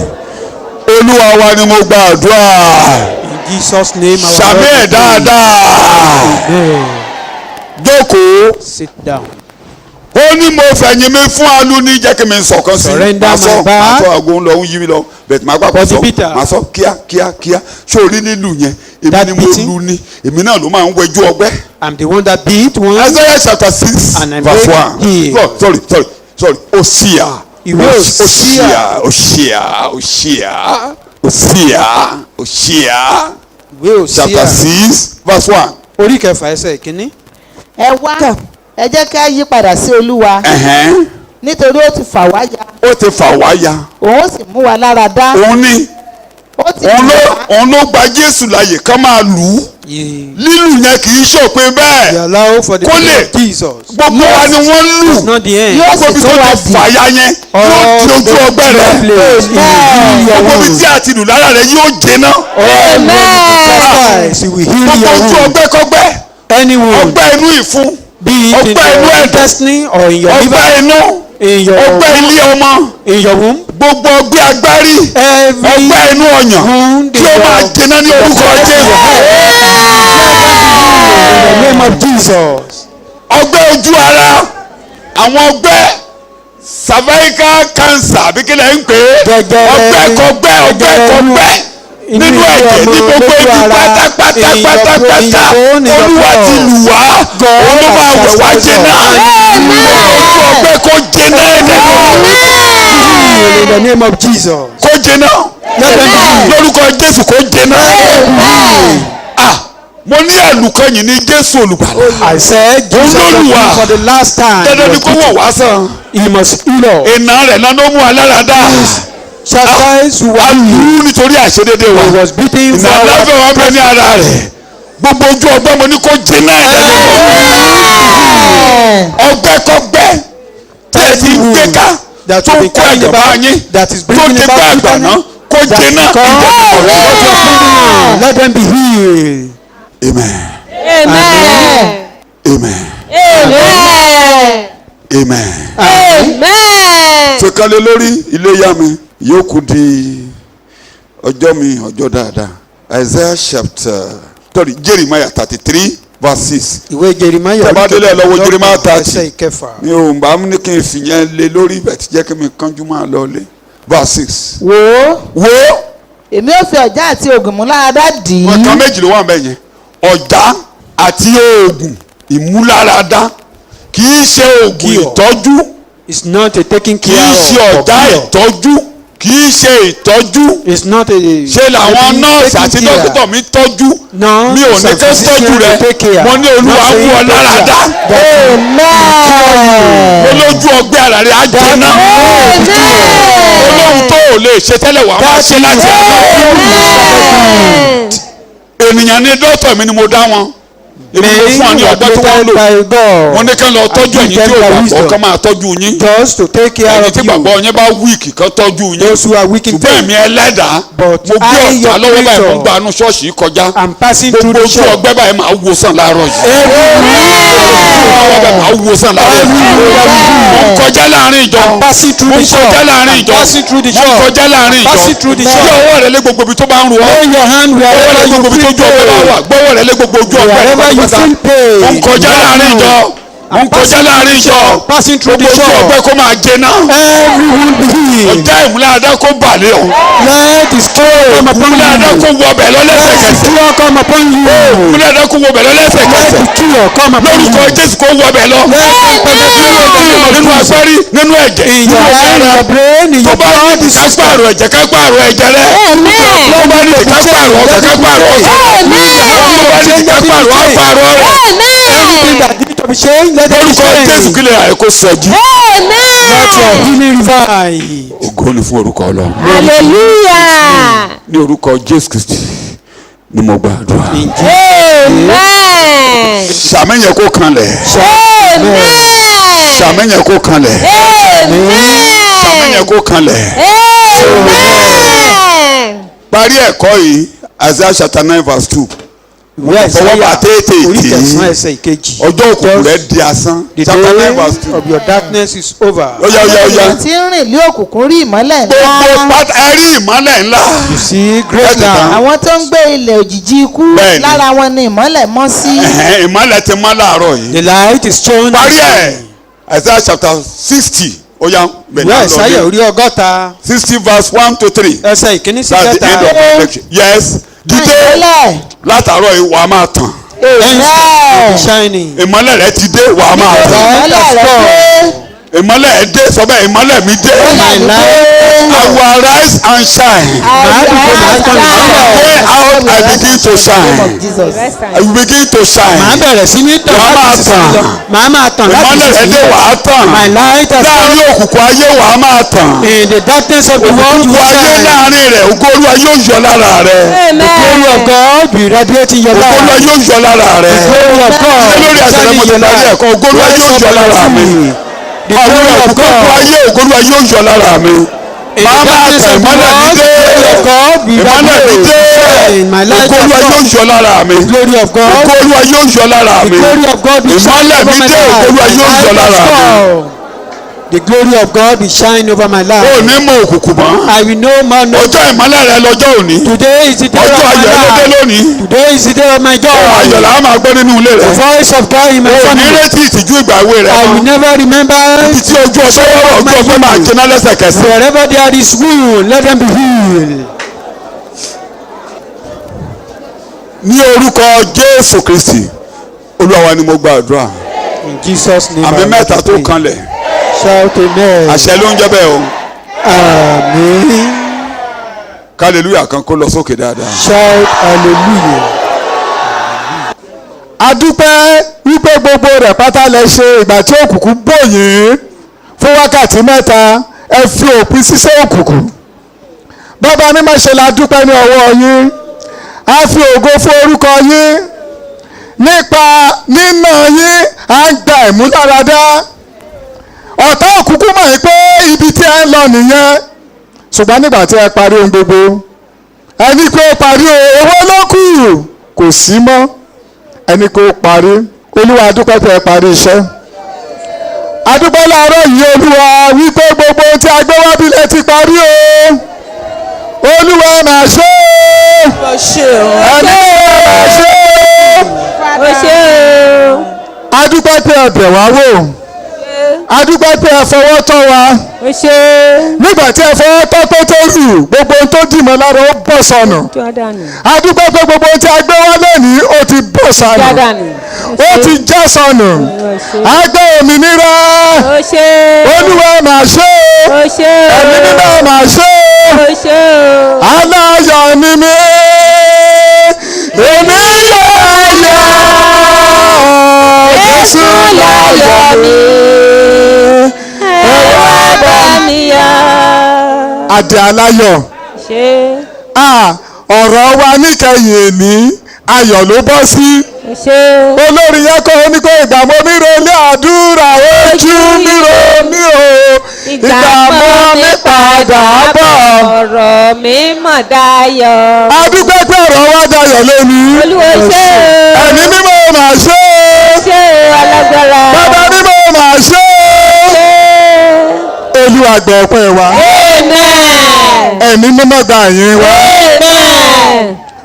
nínú ìṣẹ́gun yìí la tún lọ lọ́sẹ̀ yìí torí pé a ti gba agbára champion wa ó ti ṣubú lulẹ̀ ó túmọ̀ sí pé a ó máa lọ ó máa ṣẹ́gun lọ́sẹ̀ yìí a ó máa lọ ó máa ṣẹ́gun nínú ọdún yìí bẹ́ẹ̀ ni yóò sì rí bẹ́ẹ̀ ni yóò sì rí gbogbo ìyàlẹ̀ Sátánì látòní lọ bí Gòláyátì ṣe ṣubú kó máa ṣubú àgbúrò Gòláyátì mọ́ bẹ́ẹ̀ ni gbogbo ìhàlẹ̀ Sátánì ìhàlẹ̀ èṣù níwájú wa bí a ṣe ń jáde lọ kó máa ṣubú lulẹ̀. lórúkọ Jésù kó máa ṣubú lulẹ̀. ògo ni fún orúkọ yín. Hallelujah. Orí ọ̀fẹ́ Jésù Kristi Olúwa wa.